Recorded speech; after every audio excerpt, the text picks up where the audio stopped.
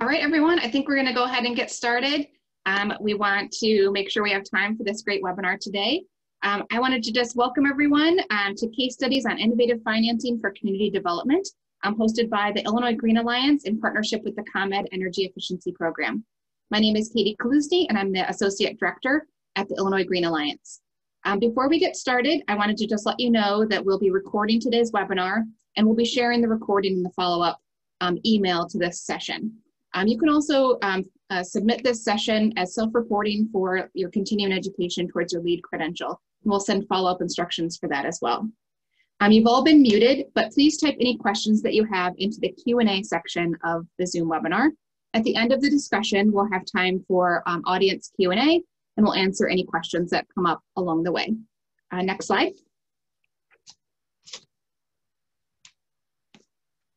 The Illinois Green Alliance is a membership-driven nonprofit organization that advances green building and sustainable communities for all. To accomplish our mission, we strive to promote green buildings in a few key ways. One, by posting educational events and panels and building tours such as this, by engaging communities and partnering with organizations across Illinois, and by advocating for new policies and legislation to advance our mission. We are currently developing more web-based programs for this fall to engage our network as we have throughout the summer. Our next sessions that we have coming up are Sustainability Credential Soup series, where you can learn more about sustainability credentials and how to achieve them and how they help with your career. Those will be on October 20th and October 27th. And then on October 28th, we have a session called Measuring Health and Wellness in Your Building with Illinois Green and BOMA Chicago. And that'll be on, again, Thursday the 28th. Please check out Illinois Green's event calendar for more upcoming events and our Connect and Learn Online page for upcoming webinars. We're also really excited to be hosting this in conjunction with ComEd, and we're going to be sharing some more resources from ComEd Energy Efficiency Program towards the end of the webinar today. Next slide. So I'd like to introduce you to your panelists for today who are going to lead us through this great discussion. And then I'll jump back on at the end and moderate the Q&A. So I'm really excited to have all these folks join us today and ask them some questions near the end. Our first panelist is Sachin Anand. He's a principal at DBHMS. Our second panelist is Kate Gronstil. She's the Director of Development Operations at Evergreen Real Estate Group. And the third panelist is Andreas Safakis. He's the Development Finance Manager at the Chicago Housing Authority. So I'm going to turn it over to Kate to go ahead and kick us off and get started. Thanks so much, Kate. Absolutely. Welcome, everybody. We're excited to have you all here.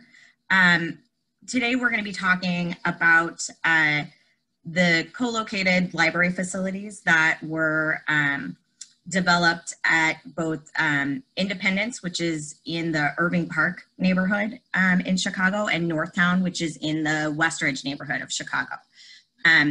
Andreas and I are going to kind of tag team some of these early slides to give you some information on how these came together. Evergreen Real Estate Group was the developer and is part of the ownership of both of these buildings, as well as manages the apartments. And Chicago Housing Authority, which we will get to in a minute, was the lead agency responsible for these combined projects. There was a third co-located library with apartments building in the Little Italy neighborhood, and that was done by another development entity, but also the same or similar groups of partners. So the whole concept for this came from Mayor Rahm Emanuel, along with the former CEO of Chicago Housing Authority, Eugene Jones, and the former commissioner of the Chicago Public Library, Brian Bannon. The whole goal of this was to take Chicago's award-winning architecture and put it into all kinds of neighborhoods all around the city. That effort, combined with the need for new library branches, the Independence branch, for example, which is what you see there, had previously been renting a space near this site, and their library had burnt down. And they were looking for ways to fund a new library space, and it really needed to be larger than what was previously there. In Northtown, there was a very old library building built in the 50s? Do you remember, Andreas? I think it's 1950s. And So it had been sitting for quite some time and was very small for the amount of use that it was getting. So there was a need for the new library branches. And coupled with that, there was a lack of capital funds for the library. Chicago Public Library does not have a capital budget within the City of Chicago's budget. And so any funding for these is special for each neighborhood branch that's coming through, which leads me to Andreas and how Chicago Housing Authority got involved and became the lead agency. Hi, everyone. Thank you, Kate, for that. I'm Andreas Safakis with the CHA. It's my pleasure to speak with you today about these incredible projects. The Chicago Housing Authority is imbued with a lot of different powers. One of those is the ability to create dynamic, affordable housing throughout the city of Chicago. With that said, we have limitations. And those limitations are usually done away with when we deal with partnering with dynamic partners such as Evergreen Real Estate Group. I think that is probably the primary takeaway that we want to start off with here, because the CHA has, capital dollars that it can use in order to create affordable housing. It does not have capital dollars in order to create libraries. In that sense, we can create community spaces, however, within different buildings that can accommodate our residents and the community at large.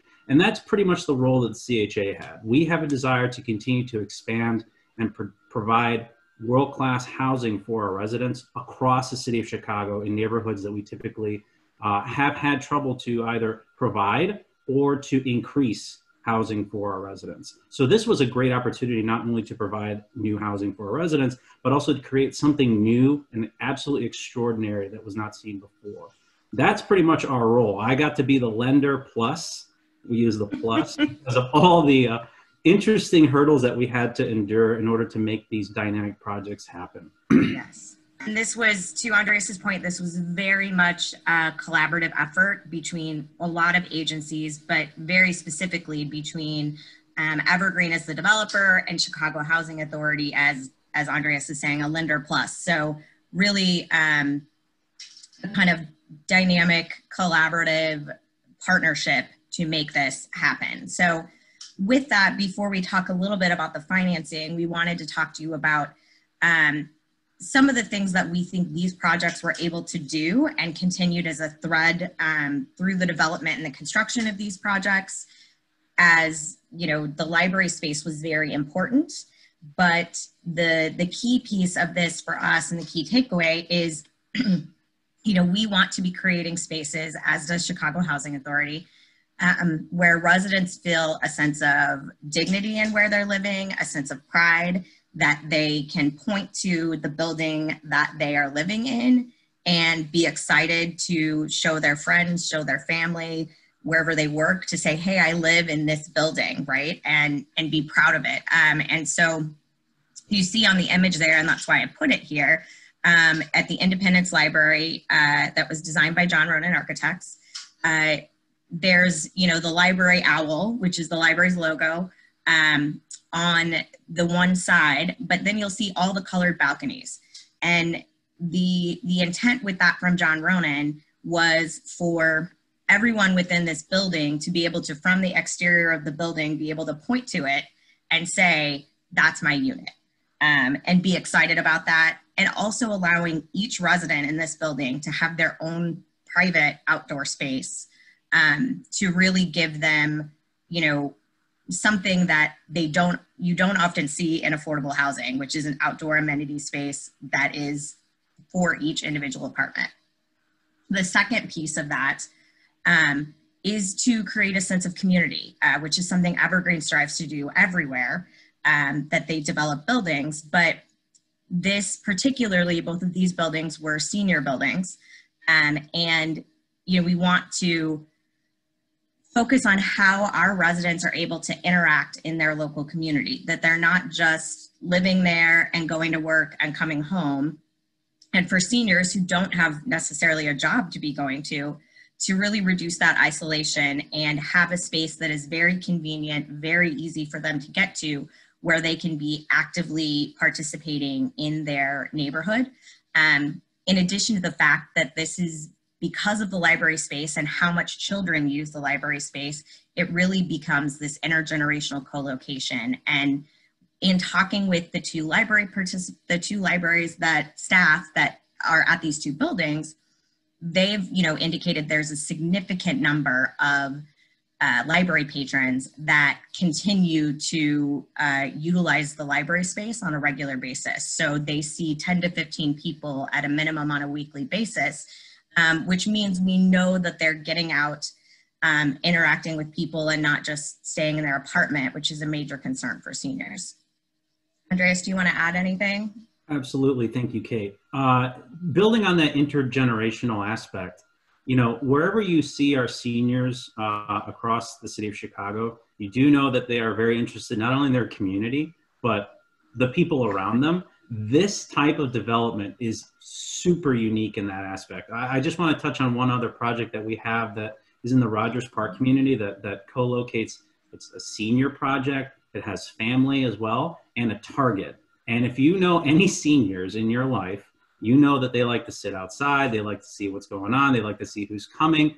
And what a world where you can have seniors that are able to live in such a resplendent housing, such as the ones at Northtown and Independence, to combine these libraries where all these kids are coming to study, and you have seniors going in to read up on things. It really is a unique opportunity where you have this melting pot of ages and backgrounds coalescing in one building, creating their own community within a community. It really is something special that really should not be downplayed and should be lauded. And I think that we're especially proud that we were able to be a part of this development and to see it be as successful as it is. And that's only a component before we even get to the financing aspect of the whole thing. which is our next slide. Not our next slide, our next one after this. This is a little bit about how complicated these were. And Sachin will talk a little bit later about how complicated things got with the design that also had to take into account all of these players. So the process to develop these was on a very short timeline and very aggressive, but it also included coordinating with multiple agencies. And while most affordable housing projects do include multiple layers of financing and multiple agencies, this is way beyond what we typically see for an affordable housing development. So the agencies we had to coordinate with at Evergreen were, of course, Chicago Housing Authority, who was the entity that actually did the most to help us get everybody to the table to make this happen. Chicago Public Library, obviously, for their space. AIS, which is formerly 2FM, formerly Fleet and Facilities Management. It was recently combined with a couple other departments. So they maintain all of the city's buildings. Department of Planning and Development, Department of Buildings, the mayor's office, who was directly involved in these projects, as well as some funding that came through the Illinois Housing Development Authority. So a lot of agencies, and in addition to that, the whole public process for this. So for all of these sites, there are 5 aldermanic offices, 4 specifically for the Independence project, and then 1 for the Northtown project. So as you can imagine, at Independence, that was a lot of coordinating between a lot of different priorities. We were lucky in the sense that all of these communities and the aldermen were very excited to be getting new library branches. And so that helped them quickly get on board with what we were doing. And we had steering committees. So I've noted on here a bunch of the different entities that were involved and which project or both that they may have been involved in. But you'll see at Independence, not only did we have 4 aldermanic offices, we also had 3 neighborhood associations in addition to the North River Commission. So there were a lot of people, and Friends of the Independence Branch Library. So there were a lot of people. We had lots of meetings. Our architects, John Ronan Architects for Independence and Perkins and Will for Northtown, had to do a lot to take a design that had come from, we haven't mentioned this yet, but had come from a design competition that was held by the city. So their designs were kind of already completed to a certain degree when we were bringing them to these groups. So they had to do a lot of quick work, do a lot to make changes and edits to, you know, make this do what these neighborhoods needed. And I think we saw from both of the steering committees just some really active participation from neighbors that live in the area, and particularly the neighborhood associations and independents, because there were so many. We were grateful that they were so excited about the project. And a lot of the comments we got from the neighborhood groups, both for Northtown and Independence, were concerning like how nice the apartments were going to be for the seniors that were going to be living in them. So they weren't just concerned about their library space, they also wanted to make sure the amenities and the spaces were available for the residents, which I think was really nice. One thing that came out of this public process and also came out of the financing, which we'll get into next, was shared community rooms. So on the first floor of both of these buildings, there are large community rooms that the library uses for public meetings. With that, we looked at, could we really fit in 2 large community rooms? Because we normally have those for resident events. In order to save space, to save costs, and to further stretch the funding resources that we had, those community rooms are shared. So our property management staff can access those spaces after hours to be able to open it up for residents. So anytime the library's closed, we can utilize that space. And since the library has a schedule that alternates based on the day, we have some mornings that we have it available, some evenings that we have it available, or we can also reserve it just like any other community group to utilize the space. So that's kind of a unique feature on the programming funding side that came from this. Andreas, do you want to mention anything about challenges that you saw with the coordination? Or he's laughing because we have a lot of stories to share, which we can't, you know, necessarily share publicly. But it was an interesting project. To say the least, Kate. I'll be brief. The only other person I wanted to mention here is the state representative office for both of these. Were extremely helpful as well, because Independence was very unique in that it was also on a state route, which is unique in its own problem. So, you know, when we talk about affordable housing or any type of development, really, the things that we kind of forget about are this coordination aspect that kind of gets swept under the rug after the fact. And Kate, you did a great job of just mentioning it, because like you said, if we were going to belabor the point, we could be here all day. But the most important thing is buy-in. And that is what really propelled this forward. We had buy-in from every piece and every part of every organization that we interacted with, not just all these people on the steering committee, not just all these different departments, but like the human aspect of what we were trying to do and to convey. We're trying to build, like you said, Kate, so eloquently, housing with dignity, these unique spaces with incredible world-class libraries with paramount architecture. That is really something that everyone's like, I can't believe you're doing this. And we're like, neither can we. But that's the true testament to our resolve, and to everyone here that could not be listed or up here that can allow us to talk about it. We thank you all very much. Yes, and I will point out that we had, to Andreas's point, Representative Jaime Andrade was the representative that helped us coordinate with Illinois DOT, because we did have work that included Irving Park for some utility work to get things to the site. And, you know, he was really the one to help make sure we could kind of get in touch with the right people, keep things moving forward. And to put a little plug in on that side with ComEd, we had some major challenges at both of these sites. So outside of the energy efficiency program, we had some major utility challenges at both of these sites. At Northtown, we had to relocate 6 or 7 different utilities. And ComEd obviously kind of being the lead, since they typically are the ones that own the poles. And they were amazing at jumping on top of it, helping us figure it out, getting it done as quickly as they could, and like coming out multiple times just so we could get the phasing right with all of the other providers. And at Independence, it was really challenging of where that came to from this site, because it's in a weird triangular kind of area. So just a little plug for them, since they are helping sponsor this. So the next slide is a little bit about the financing, and then Sachin will get into the design related to the energy efficiency. We received funding from the City of Chicago of low-income housing tax credits for both sites. CREA is our syndicator.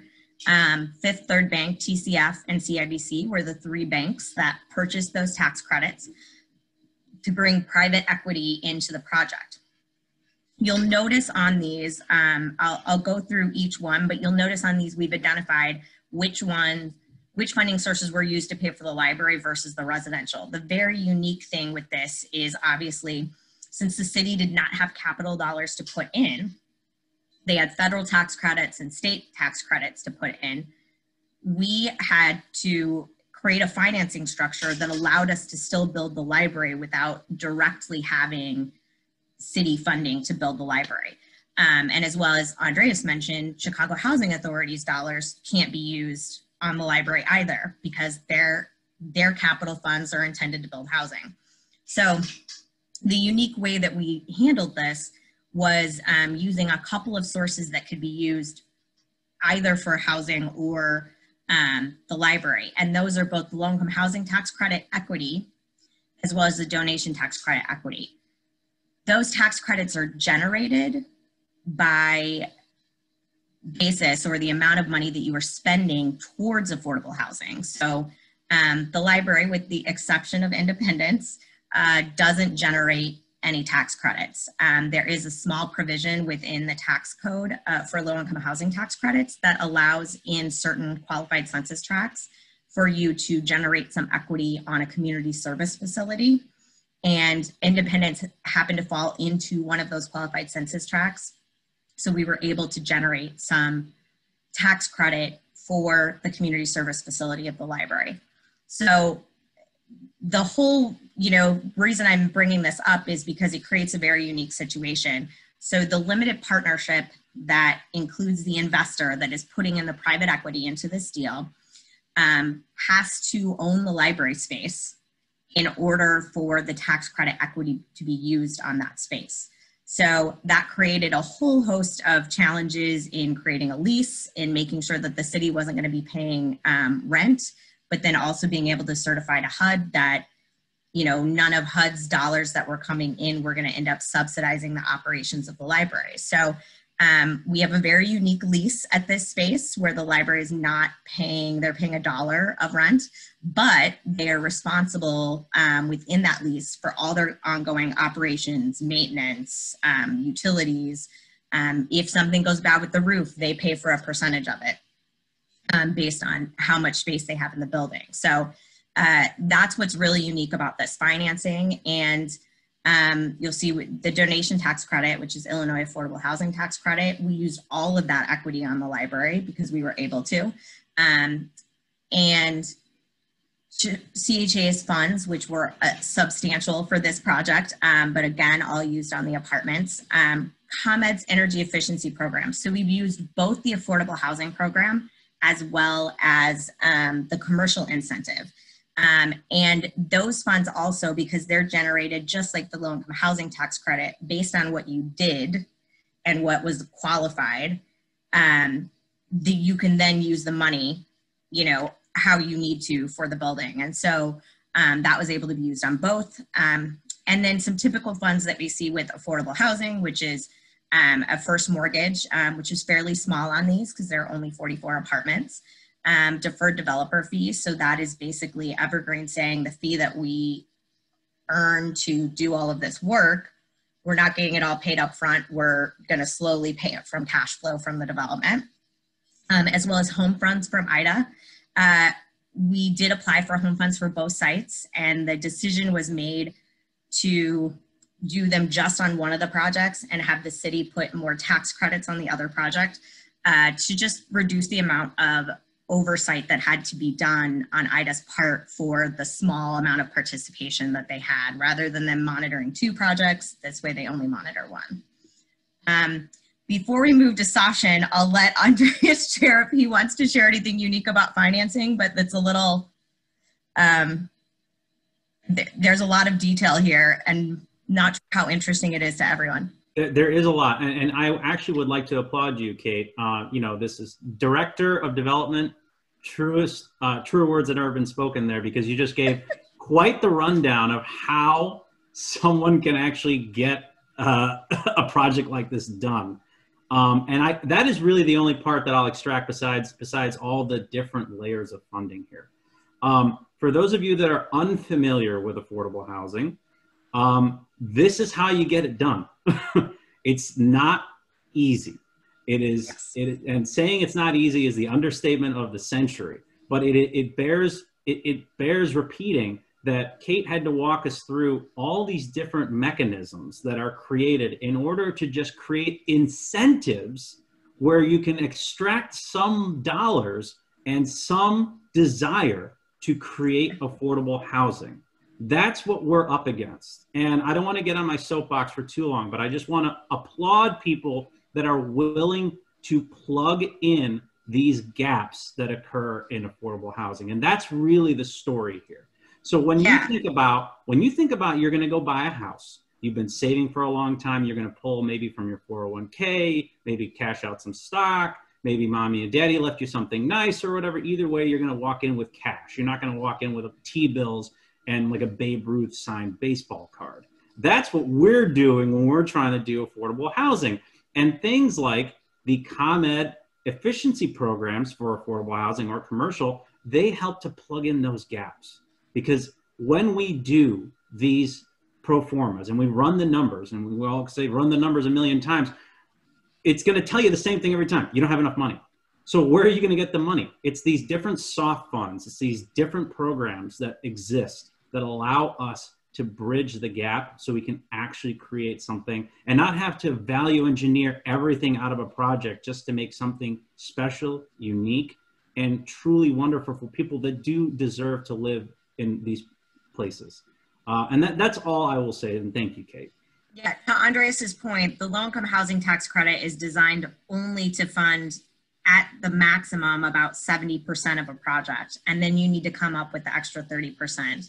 There's another low-income housing tax credit that actually only provides 30%, and then you have to fill the gap. So to Andreas's point, these projects would not happen without these different programs to fill these gaps, including ComEd's program.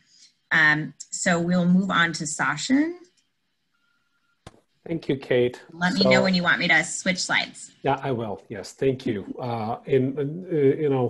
Before I get started again, I'm Sachin Anand with DBHMS. We were the MEP engineer on the project and also the sustainability consultant, and played a big role in helping the team work our way on the project through the ComEd incentives. So the one thing I want to reiterate, what Kate's role was, it was more than just financing. From the previous slide you touched, she just didn't help with the financing. She sat through every design meeting, at least the ones I was at, and probably more than the ones I was at, and she was on site as well. So kudos to her for keeping us together in making the project happen. And then the other thing I want to point out is, we've done CHA housing in the past. We've done a bunch of libraries, and we've done quite a few libraries for the city of Chicago, for Chicago Public Libraries, but we've never done them together. And when you start looking at doing them together, there are challenges with how things get organized. Some of the things is the different agencies, which Kate talked about earlier, is different people are going to be maintaining different parts of the building. who's paying what utilities. So you start to kind of have those conversations and back and forth, and different folks and different agencies have different requirements. So trying to gather and corral all of that is very important. And, you know, Kate was instrumental in making sure folks came to the table and worked together in making that happen. So with that, I'm going to start diving a little bit into the design. Something which struck me from what Andreas just said a couple of minutes ago, you know, the word value engineering, you know, and if you want to have a world-class facility, you've got to, and when it's a publicly funded facility, so there's a reasonable budget, modest budget, and what we want to be able to do is utilize that budget most effectively, and to be able to deliver a space which is amazing and wonderful to live in and to be in for the library, but also be efficient and comfortable. So the images you see on this slide are mostly for the library portion from Independence, and I'll talk first about Independence. And there's pictures later in the presentation which Kate and Andreas have, which show you some of the residential. So I didn't want to replicate those images here. But the way the systems are structured is we've got a variable refrigerant flow heat pump system up in the residential portion for Independence, and for the library portion in Independence, we've got a radiant heating and cooling. And we'd actually done this before for the library at the Chinatown Public Library. For those of you who've been there, we've done a radiant heating and cooling. So we extended that approach. It actually is what I call COVID proof in some ways, since we're living through it, because it not only is more efficient and more comfortable for both heating and cooling, but it's also a 100% fresh air system. So you're not moving and mixing as much air. So it's much, much better for mitigation of infectious diseases. So I call this building, the library portion of it, almost much better. So, and when we designed this a few years ago, we didn't know we were going to be going through what we're going through right now. So, and you can see the tubing. That tubing you see on the bottom left image is actually in the roof, which is above the library. And you'll see that same concrete slab on the top right image over those tribune stairs. And that gives part of the heating and cooling there. And you can see part of it also in the bottom right image. Now, the other thing to keep in mind is when you're doing a affordable housing residential project above the library, there's going to be plumbing coming down from there. How do you access all of that? How do you manage all of that and still be able to do radiant heating and cooling? And you'll see on the bottom right image, you see the concrete to the left, and then there's these metal panels to the right. And that metal panel is integrated architecturally with the exterior of the building. The expanded metal mesh, which is on the outside of the building, actually is the same metal mesh which goes around those metal panels which provide heating and cooling to the mezzanine level of the library. So it's integrated architecturally, and it provides much better heating and cooling and performance. In a minute here, I'll talk about some of the ComEd program requirements which we followed. But Kate, if we can move on to the next slide here. So a little bit more in terms of describing the system. So the image at the top there talks about the residential. So we've got a VRF system. Also, we provide fresh air directly into each apartment, which is unique for Chicago. The typical Chicago model for residential, whether it's affordable housing or market rate, till recently has been you supply fresh air in the hallway and somehow it seeps into the spaces automagically is the word I'd like to use there. But in this case, for better air quality for the residents, one of the decisions which was made early in, it came up as a value engineering thing, but that's where, Kate and Evergreen stepped in and said, no, this is how we're doing it. And that allows fresh air to go directly into each apartment. And then we have a combination of either ceiling cassettes or wall-mounted VRF fan coil units. And there's one in the living room and one in each bedroom, and that gives you individual control by space. Also with the VRF system, it helps you share energy between different spaces. So if one space is in heating versus cooling, you can share that energy across that. For the library, we have a dedicated outside air units, which is supplying fresh air. Like I said earlier, 100% fresh air. We're not mixing it. And then we have a small air-cooled chiller, which provides chilled water, and a couple of small boilers to make hot water, which feed both that fresh air system and also the radiant system. And the radiant is a combination of both in slab, whether in the ceiling or in the floor, and also metal panels, which we used. So we both of these systems in both the residential and the library portion are much more efficient, generally about 20 to 25% more efficient than a typical system. Also very quiet. That's the other thing, especially in a library setting. It's important for these systems to be quiet and provide appropriate comfort. So next slide. So this is the north down. And on the north down, you can see the radiant tubing on the right. So it also has radiant in it, but we only did radiant heating here, not radiant cooling. And part of the reason for that was it was challenging for us to make it work with the ceiling and the access to all the residential components above. So, but we wanted to make sure there was adequate comfort in the heating season, which is about 6,000, about 2/3 of the hours in Chicago are heating driven versus only 1/3 for cooling. So, so we put radiant heating in the floor, and then we coupled it with a VRF system for the library. And then for the residential, we have a VRF system very similar to the one we have at Independence. So if we can go to the next image, Kate, we'll show that. So the VRF portion, again, for the residential is almost identical to the Independence. And then the library is a combination of VRF and in-slab radiant heating.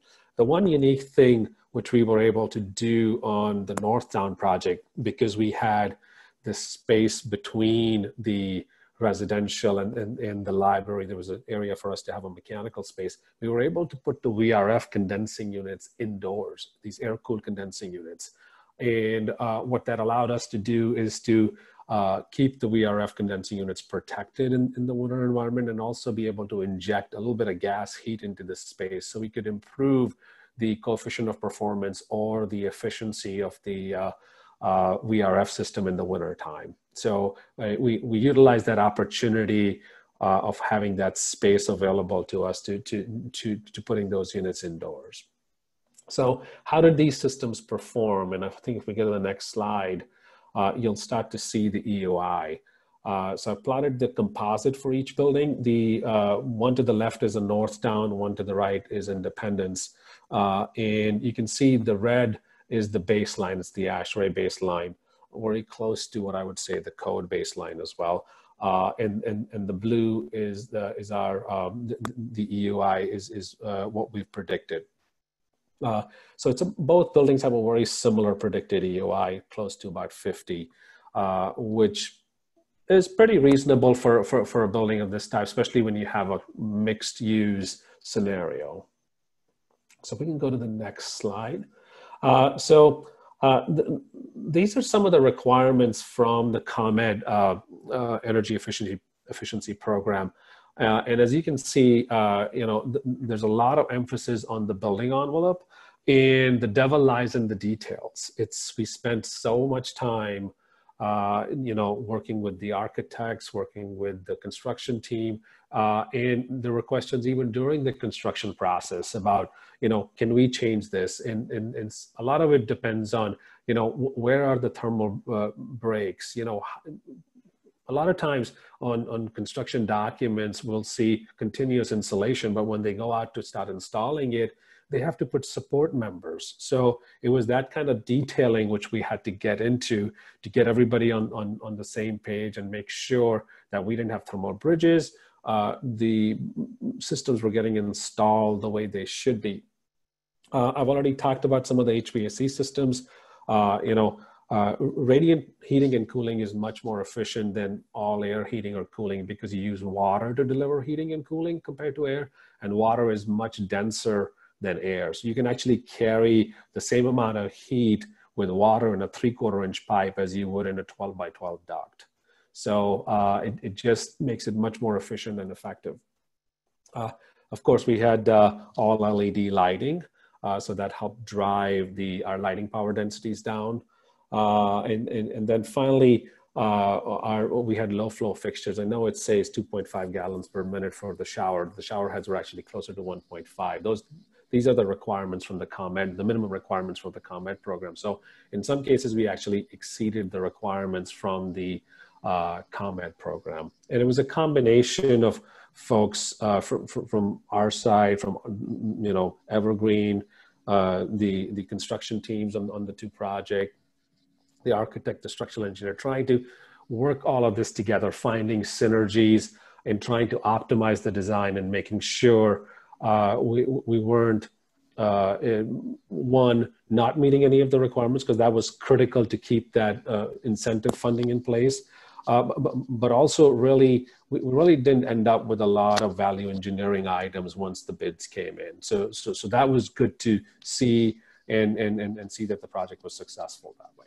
And to add, we've gotten a few questions, so I'm gonna answer one really quickly.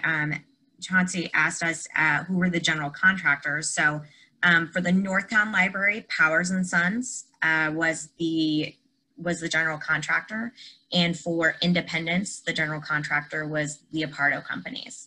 So, and to Sachin's point, like those construction teams worked with us even post bid on how we could do this the most cost efficiently, even if there were things that needed to kind of, be worked out when we were under construction. And the thing that we didn't mention anywhere here is both of these projects were required by the city to be LEED projects. We've submitted our documentation. U.S. Green Building Council takes quite some time to review all of your stuff. So we believe both of these projects, and you can correct me if I'm wrong, Sachin, but I think we believe that both of these will be receiving LEED Gold. That's correct. So, we're really proud of that. And that's some of the additional, in addition to the ComEd requirements, we had to figure out what LEED requirements we could meet for this project. I'm going to move on to the next slide and have Sachin have you answer one of the other questions, which is during the cooling months, how is the humidity and condensation managed for the spaces? Sure. So I get that question every time I talk about radiant cooling. So I think I've practiced it enough times. It's very simple. It's the fresh air system is also dehumidifying the space, and we keep a track of a humidity in the space. And we've done over 12 or so radiant heating and cooling projects in the Chicagoland area now, and we've never had trouble with condensation on the panels. And what we've learned along the process is that our math is actually too conservative. So we're starting to relax that math and sizing and doing that so that we can take some of the pressure off the sizing of the system. So, and it actually feels much more comfortable because you're managing humidity. It's not a residual effect of the cooling process. So on a mild day, it's actually more comfortable. If it's raining, say it's an 80-degree day and it's raining outside, this library is going to be more comfortable than another library where they have an all-air system. So we're going to show you some of these photos. I know we have another question kind of about the community process, which Andreas and I can get into in just a minute, but wanted to show you some of these projects. This photo on the left is actually one I took from the Chicago Architecture Foundation Museum. The project is featured in the museum, which is kind of exciting. All of them, you'll see the photo that's there right under the box is the one for Northtown, which you can see. And on this photo, you can see really well the mechanical space that Sachin was talking about right here on the right side between the library and then the apartments. And you'll see all these louvers in here. So this is what we were able to do on this site, because it is a lot larger site, that we were able to put that mechanical room in that space and put the VRF units in there. So we'll run through these a little bit. The question we got, Andreas, is talking about the steps needed for buy-in from stakeholders. So do you have thoughts or comments as we kind of flip through the fun part, which is the photos? Absolutely. So, you know, a typical affordable housing project buy-in looks like we assess our portfolio, and the answer is we constantly need to upkeep and redo and maintain different aspects of all these buildings, especially some of these larger buildings that are not nearly as complex as these, for the record. But with that said, we assess the portfolio, we see what we need to do, we kind of understand what's in our pipeline, so to speak, our internal pipeline, and then we go out and we say, this is what we have, what can we do if we're going to do a preservation project, is what we call when we're dealing with what's like a senior building that we want to maintain, or if we want to do something like what I'm working on right now in Lincoln Park, a Sheffield type project where we have older buildings that need to be redone, but we also have space for new development. So at that point, when there's a question about new development, we have to go and we have to talk to the public, we have to talk to the aldermen, and we have to make everybody aware. Our city partners, because we're a sister agency, the Chicago Housing Authority is not part of the city of Chicago, but we do everything that we can to be part of the city of Chicago in terms of government.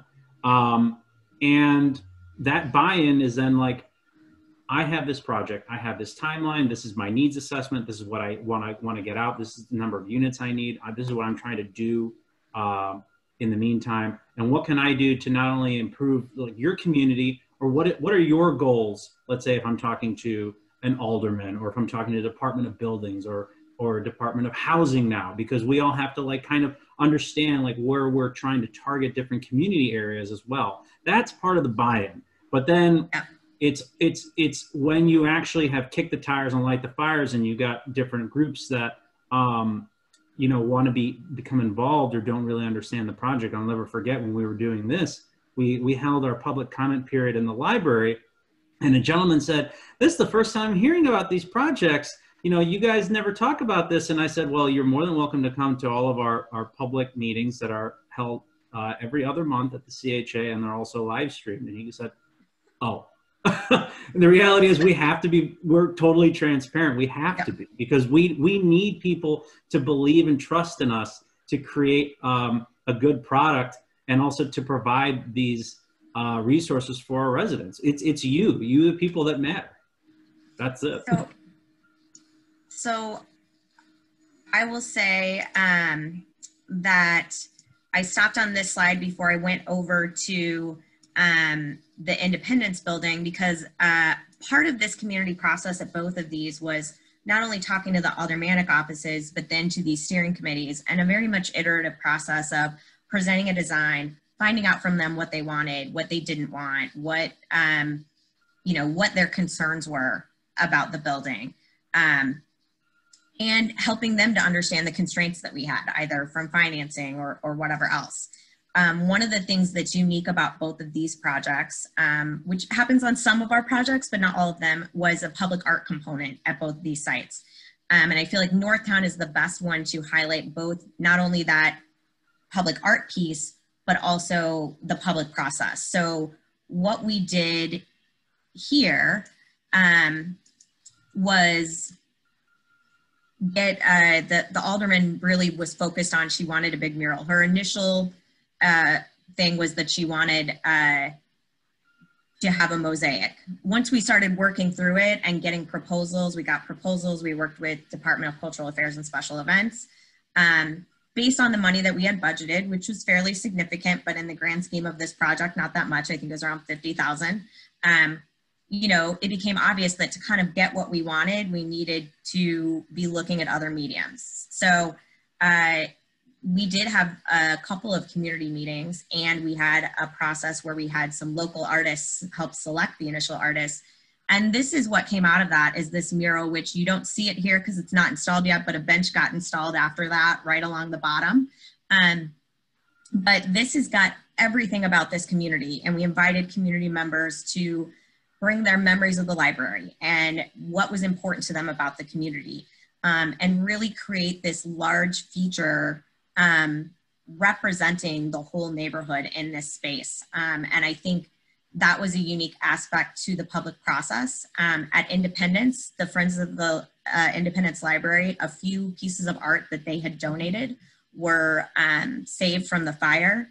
We had those pieces restored and then installed into the space, as well as a mural for the U Media area, which is 14. So it just was a very iterative process, and it was really having the aldermanic offices and neighborhood groups help identify who are the people that we could meet with first to know what the needs and the wants for the community were, and then doing all of that work up front before we actually presented at a larger public meeting, so that we could, you know, come in with something that hopefully people were going to recognize as things that they already wanted to see. And I think giving those feedback periods really is part of creating that buy-in. There's a question on if the process is repeatable, and what would the drivers be to initiate similar projects, which I think we'll answer second. But Sachin, there's a question on talking about the affordable housing new construction incentives and commercial incentives and correlating them with HVAC, appliances, the envelope. I'm not sure exactly how to answer that question. I don't know if you see it on the open questions. I do see it on the open questions, and I'm not sure. I think the question may be, is there a correlation between the tax credits and these, or between, I mean, I know we had a correlation between these items and the ComEd incentives, because ComEd incentives. Maybe what it is, and so like if the questioner Venkat can respond to us, but if the question is whether or not those incentives from ComEd are like a certain amount of incentive for the HVAC or a certain amount for the appliances or a certain amount for this, that's not the case. The ComEd Energy Efficiency Program is you have to meet some overall standards and overall building performance, and then you receive the funding. So you receive a certain amount of funding based on the number of dwelling units you have or the size of the commercial space. So it's prescriptive in that way, the dollar amount. And then you have to meet all of the performance measures. You had muted the No, it's okay, but he commented here. So differentiate between where commercial incentives were applied. Okay, so the commercial incentive is rather small in general compared to the affordable housing. And so, you know, we applied all of the commercial incentives to the library space on whatever was needed remaining on construction costs. So there's not really a difference. We didn't really differentiate where we spent those funds other than them going into the construction. And you can feel free, like I'm sure Katie can give you our email addresses so we could try to answer that better at another point. As we're going through this, as we're getting close to the end, I want to go through Independence and note that, you know, we have this green roof here. We do have a green roof over the library, and we do have a green roof at Northtown.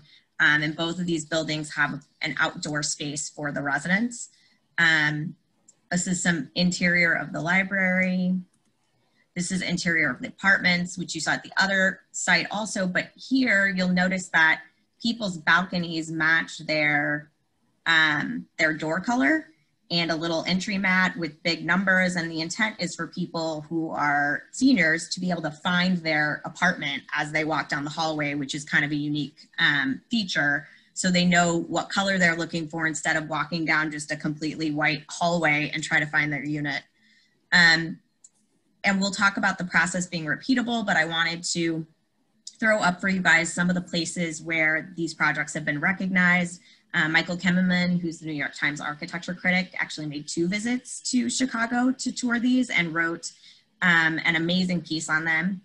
featured at the Chicago Architecture Foundation Museum.